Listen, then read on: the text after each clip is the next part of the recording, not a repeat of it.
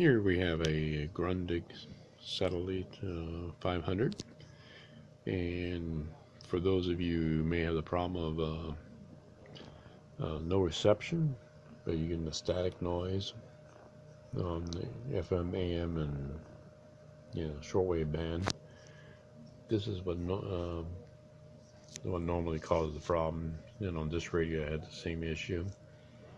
Let me turn it around.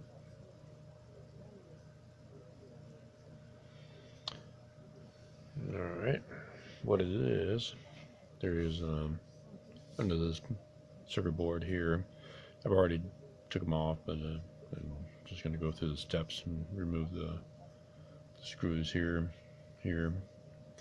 and one up here, and then another one right here.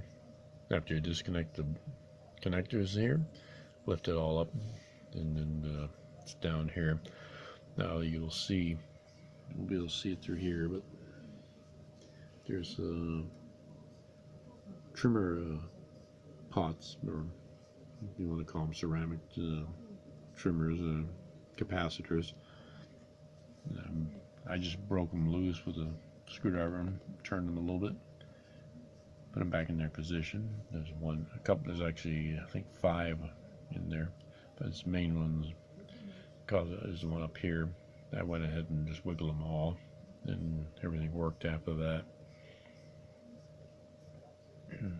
They should be replaced. Apparently they go bad. These are the ones that they do not cause the dropout of reception. They basically look like that underneath a metal shield, and under here on this board here. Kind of go around. In case you notice, it's that aluminum or steel, the RF shield. This is what that is in there, underneath there. So turn them a little bit, put it back on, put the circuit board back on, just get here, and go for it, and it should work. They should be replaced. And they're 4 to 20 picofarads. I went ahead and ordered a set of them by a good quality brand, Panasonic, Murata. Those are probably your best. Another thing that should be done is these capacitors. Let's see, how will this thing here, especially that large one there. That's your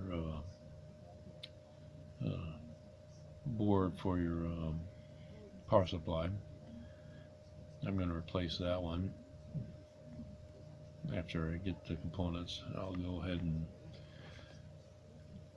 take this all apart and put the new ceramic trimmers in there and the new capacitors, and call it done. These are all basically Rubicons.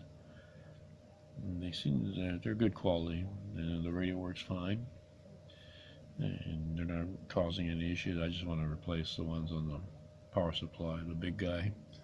That's most likely to cause trouble. Well, that's it for this video. Hope you have the same radio. Basically, it's a cheap fix until you can get it done properly, and then put it back in service. Taking this cover off and this back circuit board in 15 minutes. Just when you do take the cover off, after you take it off the 4 screws, tilt it forward carefully, and it should pop free. That's what the manual says. After you remove the screws, slide up. That's basically how it works. You tilt it slightly, then slide it up, and then it'll pop free. Don't force anything, you'll break your plastic. Alright, well, enjoy the video.